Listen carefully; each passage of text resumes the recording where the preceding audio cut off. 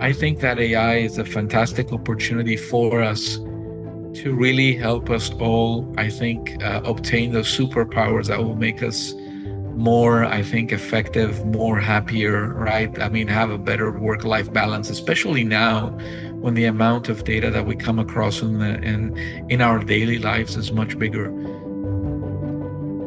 Welcome to a new episode of Most Memorable Journeys. I am delighted about today's guest because he is a very, very busy man, and I feel very honored that he's here. He is the Chief Scientist for Research, AI, Diplomacy, and Science for Police of the Republic of Cyprus. I'm messing this up because I'm reading it, but we're going to get into details. He is the chair of the National AI Task Force. He's the chairman of the Board of Directors, Research and Innovation Foundation. Welcome to Most Memorable Journeys, Demetris Skourides. Thank you for being here. Thank you for having me. Good morning. I know how busy you are, but I'm going to take some of your time because I want to know a little bit more about the man behind all this that I didn't read properly. Demetris, you're Cypriot. Where were you born? I was actually born in Athens. My mother is Greek and my father is Cypriot. So did you grow up in Greece or did you grow up here? I actually grew the first 10 years of my life in a beautiful city called Dubai when it was very, very small, very similar to some of the villages we still have here in Cyprus. And I came to Cyprus in 1988. Oh, you mean actually Dubai, as the Dubai in the United Arab Emirates? Yes. I know that village because I once landed on a flight from Switzerland to the Far East by mistake because there was fog in Sharjah. So I have seen it, and it's crazy how it developed. Isn't it amazing how things change? It is. But I think what's even more amazing is when you see what great vision and great leadership can help you develop. And I think that's part of the reason that I've returned back from Dubai in September 2023 to support our president and implement his vision. So, Yeah, that is a big word. Vision is a big word. And I know that the Maktoum is the family, isn't it, in Dubai? Their vision and what they have created is unprecedented, I think. Can we do that here? of course, of course, I think what I wanted to say is that I have come across hundreds of Cypriots across the world during my time working for, I think, the multinationals. And I've always been inspired from every meeting I've had with them as to where and how far each and every one of them and us has actually gone. And I think that when you actually bring parts of these experiences, the best practice, the know-how, and you decide to be part of a team, of a collateral, and really help, for example, the I think the commander of nation, which for us is the president, His Excellency Nikos Christodoulidis. I think we can achieve, I think, very good results for Cyprus. And I think we've already done very well in the last 2 years since we've joined back. And some of the items I'll be happy to share with you as we move along. So, as you said, it's teamwork. So, everybody needs to participate. Yes, I mean the beautiful thing about leadership is that you develop and you serve others other than yourself, and I think that's a core value that I have as a heart. At heart, being a servant leader and really, helping those that are evolving to become the leaders of tomorrow. You cascade, right, and you pass on the torch, working on helping them understand, right, how to move forward. And I think if I reflect back, I think countries like Singapore have actually done a very good job of it. I mean, they have, let's say, senior ministers that are ministers that mentor new ministers, right, in a model that they actually, keep the legacy and at the same time can help people understand how relevant some things are and they can really mentor. And I think this is part of what I, as a leader, want to bring here to Cyprus is to help people unlock and unleash their potential, help them really see that, leadership isn't just, a total command and control function. It's not about how much you drive for a business today. It's also about how much value you create for society. It's also about how much value you create for the ecosystem. And I think these things are all inclusive. and they really can help us really unlock trapped value in the economy, in the ecosystem, in society, and at the same time, they can also help us capture it. So Beautiful. It's kind of all about leading by example, isn't it? Walk the talk. It's not just about saying things, but about doing them as well. of course, I think we've all noticed in I think the last 2 decades with many examples of leaderships of people, not walking the talk and not making things happen. And I think as a leader needs to embrace authenticity, integrity, and I think leading by example always helps create that amount of momentum that, others need, and it inspires. I mean, when you lead by example, you inspire. When you actually lead through collaboration, you help people unlock opportunities that can create more value. When you lead by creating trust, you create much bigger outcomes. So true. I want to go back a little bit because it's already becoming very leady and scientific. I want to go back to the young Demetris Skourides. When was the first time you were on a plane? First time when I was on a plane was when I was 4 days old. That's when I went to Dubai. And on my fifth day, I actually had the pleasure of being dropped into the Arabian Gulf. Oh my God. What happened? How are you dropped?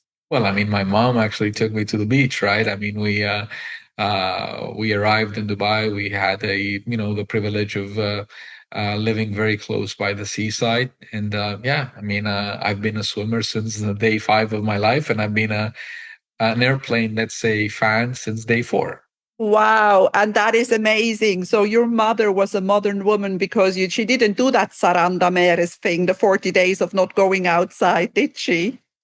She didn't know she did. So, because I think it's fantastic to teach children about the ocean or whatever there is from a young age. And then you were in Dubai. Where did you study? Well, in Dubai, I went to the St. Mary's Catholic School. So part of my education when I was being schooled was English, Greek at home, and also some Arabic. I've never practiced my Arabic language since 1986. So basically, I don't know much anymore.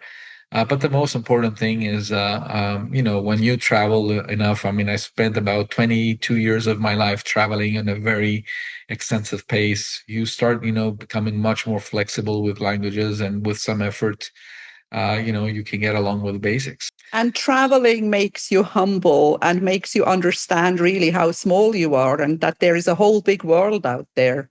Indeed, indeed. And I mean, the first time that I had the opportunity to travel across continents was when I was 20, when I went to study in the States at Arizona State University. And I think, for me, it was a very daunting experience, but I think it was one of the best experiences in life that I have had. The pleasure of really enjoying it.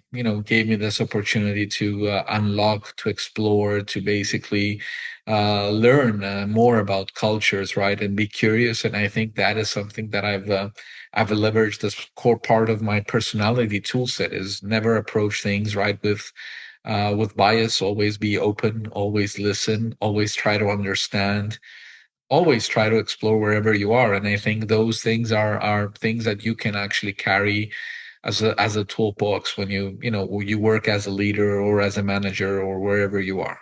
So do you feel like you're saying, you went to Arizona, which was a whole new world. Do you feel like people, when they are taken out of their comfort zone, it teaches them to thrive? It may be a little bit bumpy at the beginning, but then it gets, you grow. Well, I'll tell you, it does help you grow, and especially when you're where you are very far away and there's no one from your surrounding ecosystem.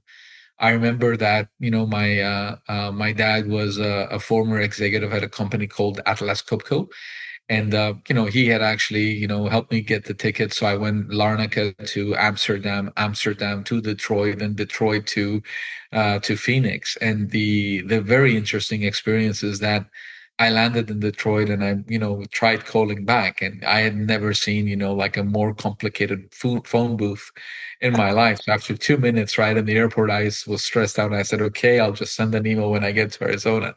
So yeah, but I mean, as you say, The most important part is when you actually have an experience to go in a completely different ecosystem and you're not, I think, influenced by your surrounding ecosystem, you're forced to really assimilate, right? Gain perspective and really, and that creates experiences that are very, very valuable. And I think we should all do that once in a while, even when we are comfortable somewhere and when we are, sort of home somewhere, we should move to this outside the comfort zone once in a while, just doing something different because it's good for us. It is. It is. Actually, you know what? In my after my years in Arizona, I mean, I've traveled around in different schools, right, with executive programs during my time at Oracle. But what I've always made a part of my mission is to explore different parts of the world, right? So for me, an exploration was going to Carolina, right, to actually go and look where was the movie The Last of the Mohicans, for example, filmed, or for example, in Hawaii, where was, the movie with Adam Sandler, or across the world. And I think that when you start treating even a break as an exploration journey and really trying to maximize that experience, you build in, I think, skills and I think, other characteristics like patience, resilience, curiosity that slowly become ingrained in you as a person. And I think for me, that's the absolute, you know, tip that I actually wanted to share, is that for me, traveling for work eventually became so enjoyable that it wasn't, a burden anymore. And it was part of the recipes that, helped me do more as a leader, run faster as a leader, take on board more challenges as a leader, and eventually be able to scale. Yes, you mentioned two of my favorite words. One is resilience, and the other one is curiosity, because resilience is something that when you are resilient, you can kind of do anything. You can achieve anything because you're not in a victimhood mentality. You take responsibility for what happens because you know that you have created the situation really yourself. We should, I think, understand that whatever happens to us in life, we are responsible for. That's one thing. And the other thing is curiosity. So when you travel for business, do you also use this time to see something? Do you enjoy like the place that you go to for a conference, for example? Well, to be honest with you, I mean, at my days at Oracle, I used to actually fly extensively. I think the role before my last role was actually the EMEA and Asia Pacific, let's say, cloud transformation leader. So that was about 26 planes per month. That was a lot. So when you actually have that schedule, it's very, very difficult for you to actually, I think get into the habit of really enjoying it. But what it did is that it opened my eyes into really understanding and seeing things that I wanted to enjoy. And when you get a chance to go to the same place more than once, eventually you will find time for a cup of coffee or a nice evening dinner, or I think a walk to a park that basically, or watching, for example, or listening to the opera, like for example in the Schönbrunn Palace, for example, in Vienna. So I think it all comes with, first of all, appreciating better the culture, then investing more time, and I think then making it part of, I think the thing that you would like to commit more time. So I think that's how I operate as an individual. Do you have a favorite part of the world? Yes, I do.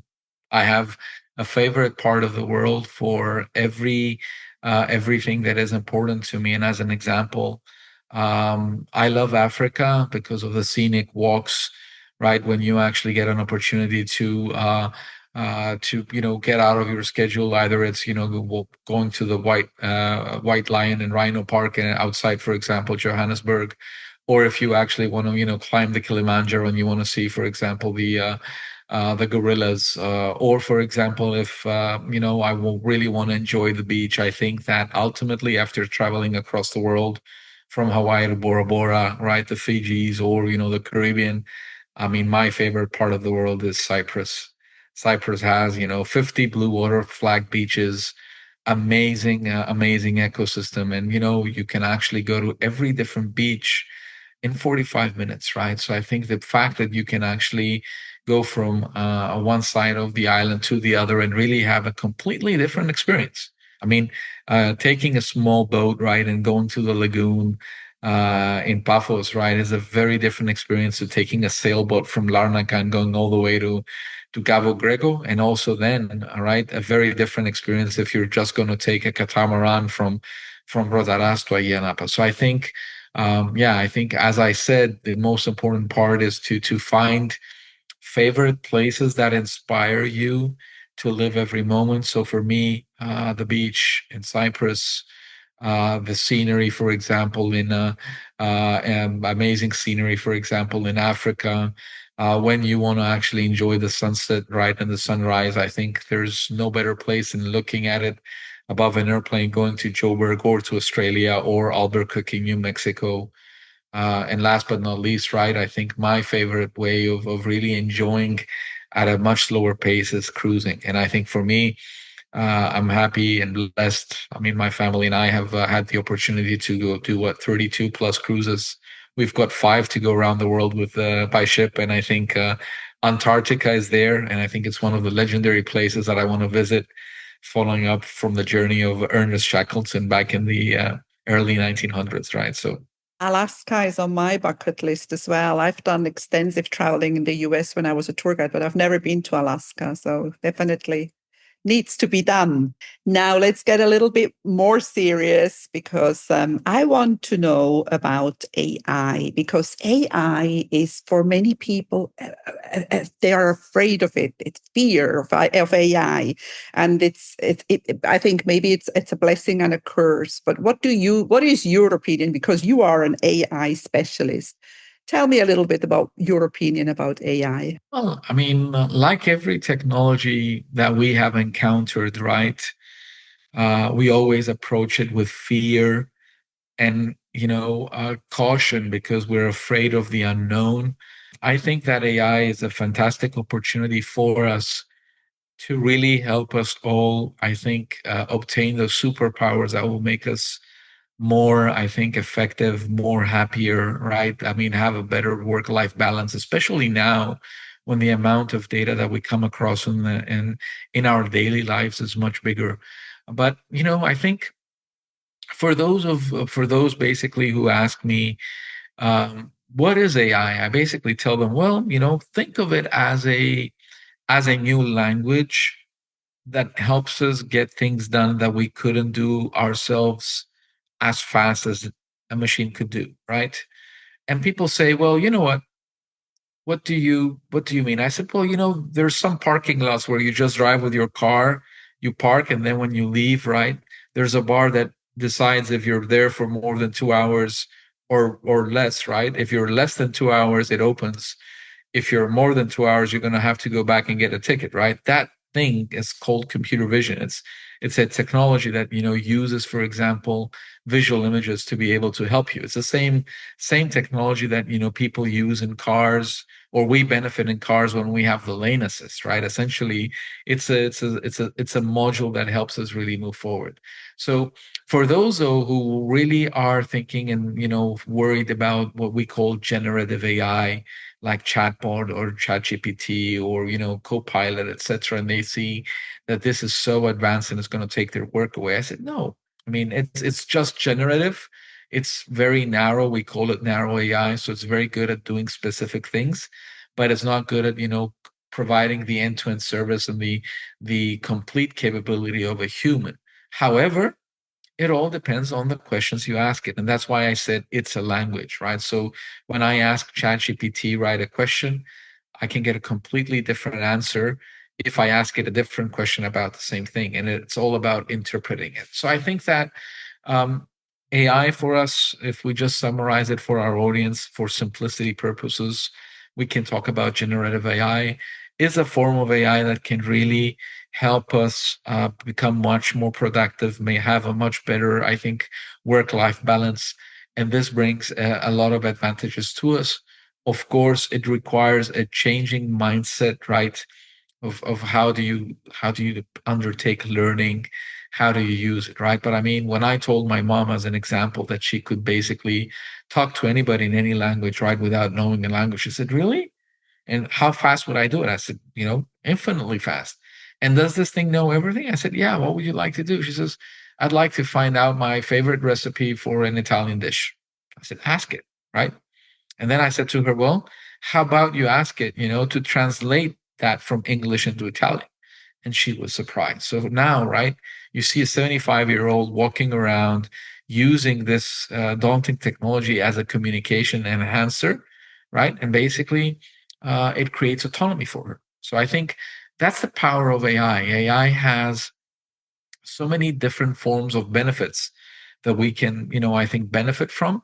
But it also has some risks. And I think this is where we scientists, I think policymakers have to do the hard work into really creating those boundaries that are going to, protect humans from, privacy issues, from bias issues, security issues, right? Or other things that are self-harming without really compromising what we can do faster, right? So basically, what you're saying in a way is that we should make AI our friend instead of fearing it. And I think that applies to so many things in life, because I think racism is the same thing. If you don't know anything about the people that you are racist against, it's a problem. But if you get to know these people, if you get to understand their culture, if you get to understand their recipes or whatever, their colors, things completely change. Is that a good sort of Yes, I agree with you. I think I agree with you on the part that, getting to know AI and getting to understand how a human can leverage a machine or an application and how that can help you move and become more efficient is important.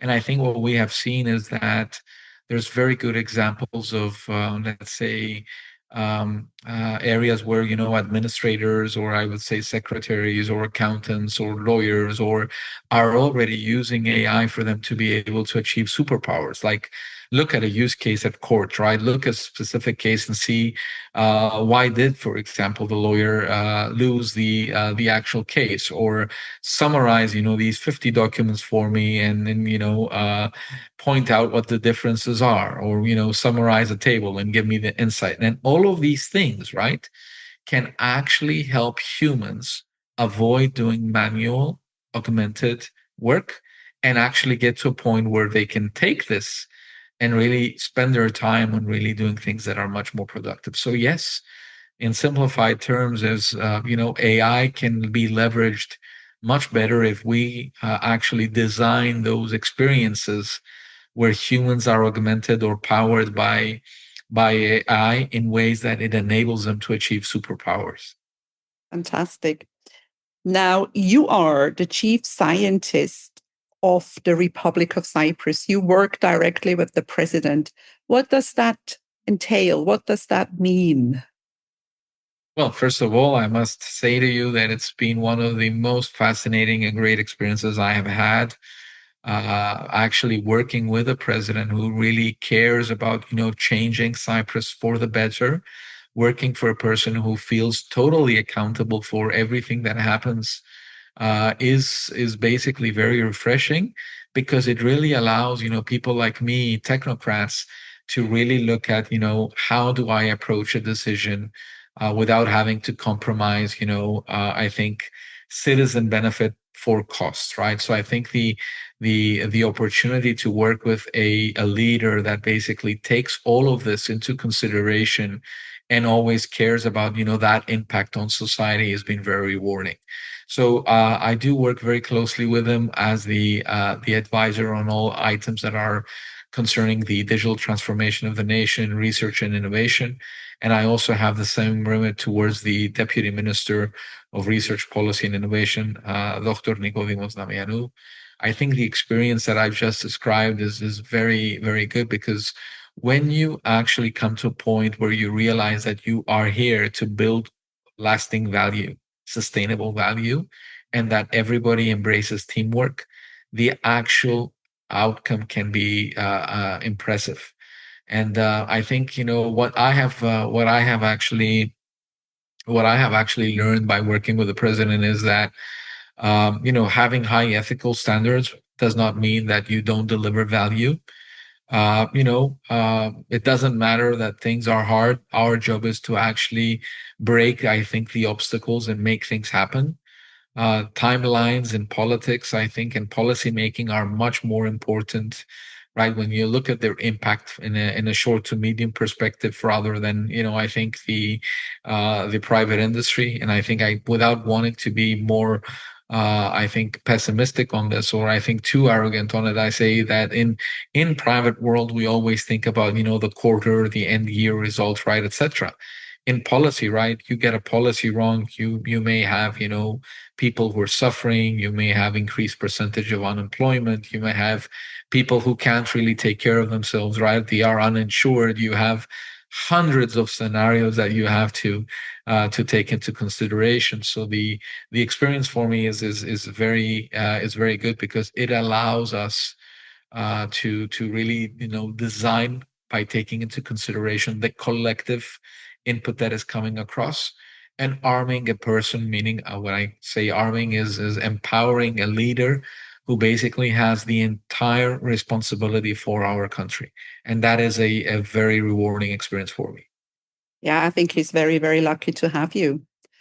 And one thing that always makes me think a little bit is criticism criticism about everything, because social media has changed the world a lot, and people write things on social media that they would never dare to say to anybody in their face. I call them the keyboard warriors. I think it's a modern word. um, what do you think about that? How do you personally, or how does, you don't know how the president does that, but maybe you do, how do people deal with being attacked on the, there's no reason for it. People just come out of the blue and say things. How does that affect people? Well, I mean, being a former executive at, I think corporations, I've also encountered times where, I've had, people basically attack, but you have them there from a backstabbing perspective. I think when you're a technocrat and a politician, you're just subjected to more people attacking you on social media, just to use that as a, how do we call it, as a weapon or political pressure, I would say. I think that, my approach towards these types of challenges is that I always try to, first of all, understand and reflect, go back and see if there is something that I may have missed in my process or thinking, right, that may actually, create the situation that, you might or I might encounter.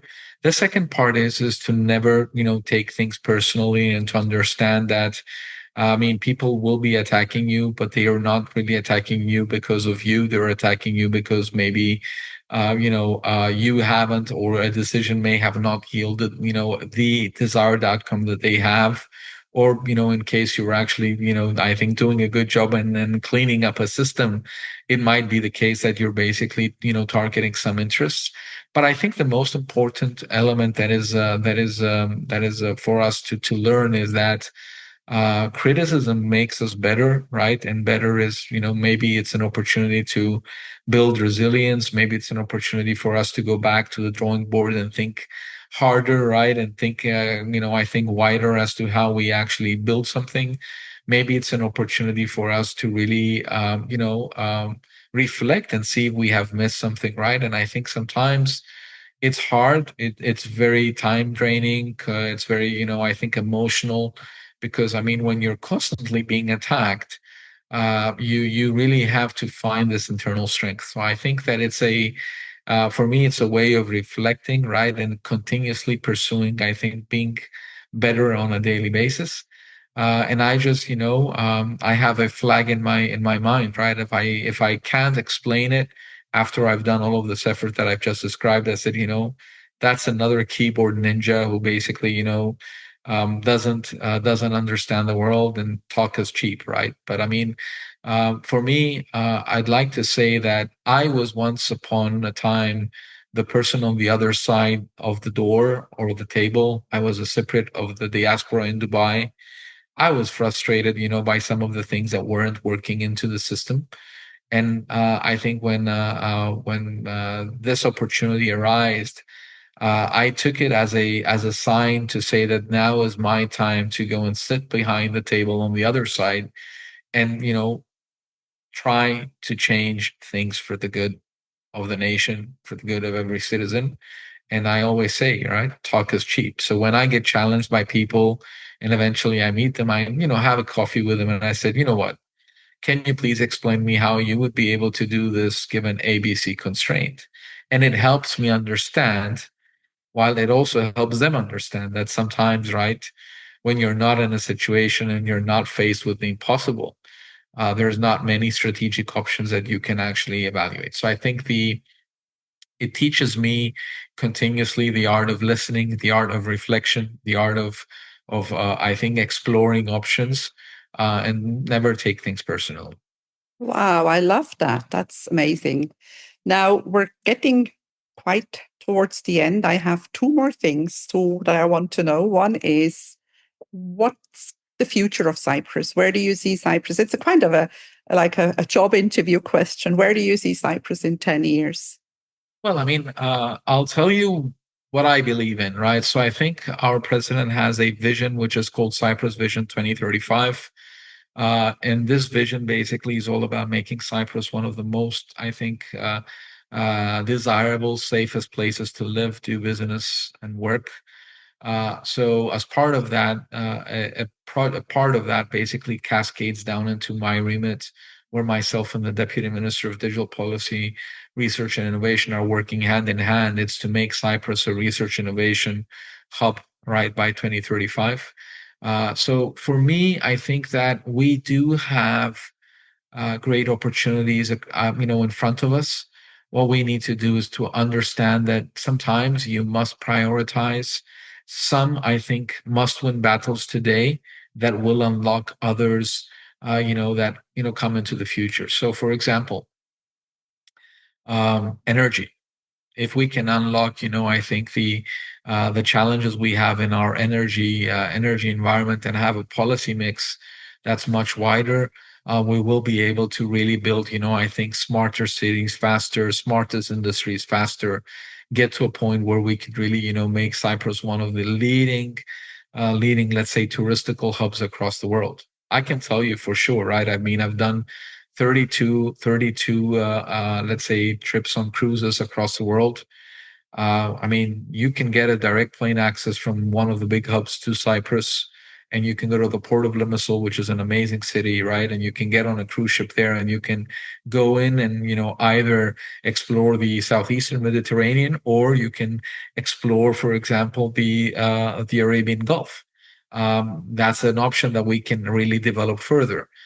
So I think energy, unlocking the tourism, I think helping helping Cyprus really develop the talent that is going to really be the talent of the future is something that I feel we can actually get there.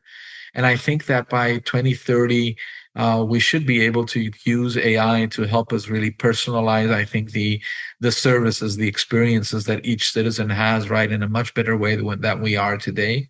So I think that, the future for us is very promising.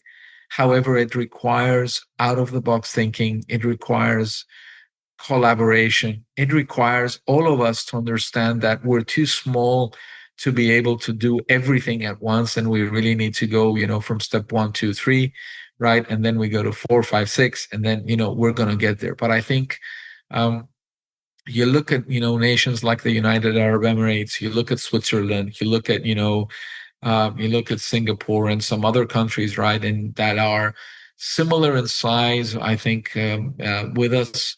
But when you see what they've done in the last 50 years, you say, wow, right? I think that we can actually do it. We've got, I think, a government in place and the political leadership that is very motivated, excuse me, to make the difference. I think we've got the raw talent. We've got scientists across the world, outside Cyprus, in Cyprus. We've got an amazing, I think, power of the diaspora. You go all the way from Australia, diagonally, right through the UAE, through, for example, London, all the way either Canada or North America, right? And you see that the amount of, let's say, capabilities we have the ideas, the heart, to care for our country, to give back is just there, right? And every day I keep on saying to every one of you when I come across you in the diaspora, I feel your heart beating to help this country. I once was part of you, and I really love it. When I see the collectiveness coming through and say we want to help, how can we help? So I think we've got the raw talent, we've got the passion, we've got the will, we've got the vision. What we need to do is right to get ourselves together and really understand that it takes a village, right, to get things done. Just like the Maasai don't hunt alone; they hunt in teams, right? But when they actually track, they go alone. So I think we really need to go back and really understand that when we want to move fast, we can be individuals, we can really move faster. But when we want to go build something safer, a safer place, a much more developed Cyprus, right? A more attractive ecosystem, it will require, I think, togetherness. It will require collaboration. It will require, I think, integrity, and it will require, above all, resilience and respect for one another. And I think we've got the ingredients, right? We just need to cook this new recipe of what Cyprus could be in 2035. We have a vision. I think we have a very talented leader in our president who's inspiring us. At least I'm inspired, right, by his vision and his hard work on a day-to-day basis. All of the interactions we have. So I think that for me, it's not right where we want to go. It's how much faster can we get there, right? And this is what I've made a commitment, at least in my term, to do whatever is possible, and then from my side to really get us all there faster. Wow, I love this. I loved what you said that we have the ingredients, we just need to cook. I think that can be applied in so many situations. And yeah, I love Cyprus and I always make it. And that's one of the reasons why I'm doing this podcast, because I have people listening in 126 countries at the moment, I think, and I want to put Cyprus on the map. And I know that you do too, because when we had a little chat before we actually recorded, when you called me, that's what we said. We both love Cyprus and we want it to be on the map. Now, the last thing before I let you go, I want to know, what does Demetris Skourides do for fun? Demetris Skourides does for fun. Demetris Skourides loves cruising new destination. He loves basically providing his time for social good. So I mentor children. I work very closely with, I think, medical organizations that are trying to really battle diseases like cancer. I love basically putting my network to work for, I think, people who are not privileged or don't have access. Either it's, to medicine or to other items, be it, for example, the tools to get a scholarship. I have a hobby of trying to save one stray puppy per week, which is a mission of mine, right? To really do that on a large scale basis. And last but not least, right? I mean, spending time with my family, that is quality time, right? When we can really do something to really, I think, enjoy our free time and relax. So I think even my free time is organized around things that generate value and I think capture value. And I think that that's part of the most important lesson my grandfather taught me is he said, don't let time just go by without really building something for the world. And um, that's what my mission is, right? Is to use my time, use my talent, use my knowledge, my expertise to help build a platform so that, I think the younger generations who find Cyprus in 5, 10, 15 years are really going to be able to really build so that, yes, one day we will have one of the most modern cities, the most, developed areas, right? That we can really be proud to say we are at par with everybody else. And that's my vision and my motivation. Wow, I think that sums it all up. I want to thank you so much for spending time and being on Most Memorable Journeys today. Demetris Skourides, thank you. Thank you very much for having me. Have a great day. If you enjoy my podcast, please like, share, and subscribe to my channel. You will find all the information in the show notes.